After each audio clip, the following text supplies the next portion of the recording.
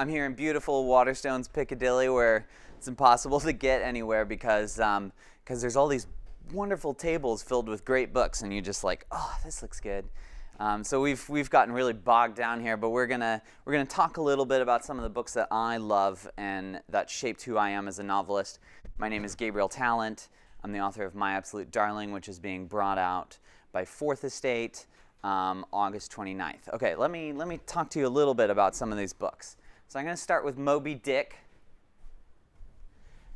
which I didn't realize is maybe kind of American of me. I feel a little lost out here in Britain. As a young person, it's amazing to have books that are exciting and that sort of like drag you from page to page. Maybe not everyone describes Moby Dick that way, but they're books with philosophical convictions. And I think that's one of the most important things. That was one of the most important things to me as a young reader was encountering books that weren't afraid to bite into big ideas. Because I feel like that's one of the most exciting things when we encounter reading. Like, we need books that are going to pull us through, you know, our underground stops or our bus rides, which was absolutely me reading on a noisy bus. And so you needed something that sort of had enough meat to it that you couldn't stop. But I loved it when it felt like the consequences are high. And one of the ways that books tap into that for me is when they seem to be not just about a whaling journey, but about sort of what it means to be alive and what it means to be thinking about truth. And that's sort of the most compelling thing about this book is how absurdly ambitious it is. And it has these sort of, it goes on these tangents, like follow these details.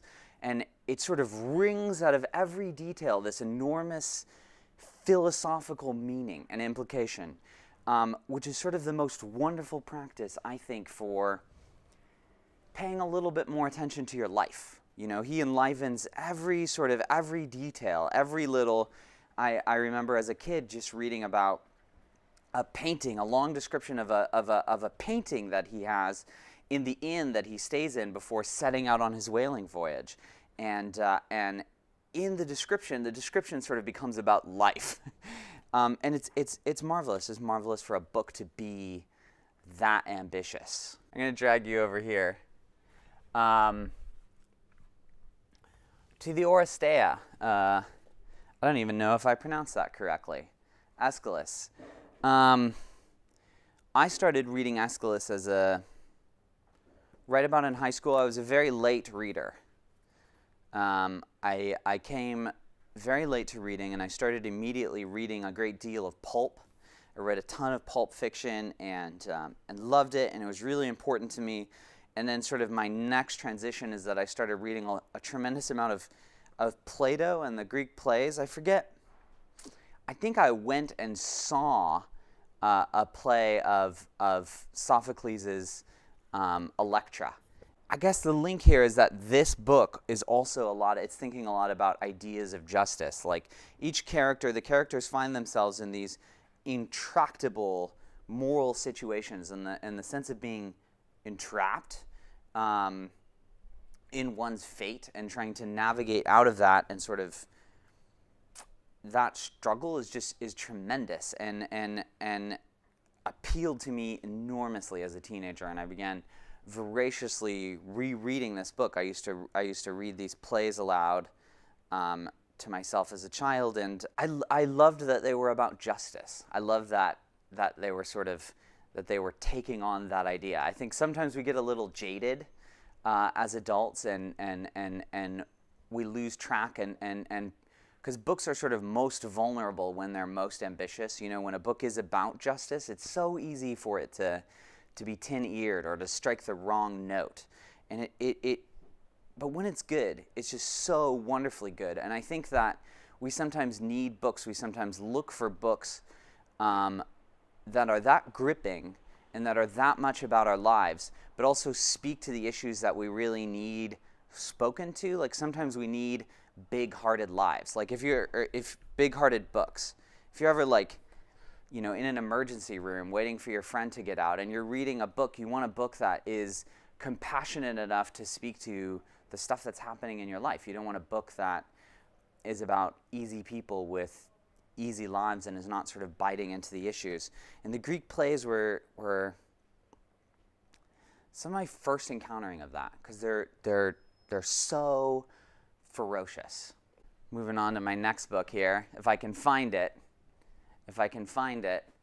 in these wonderful bookshelves.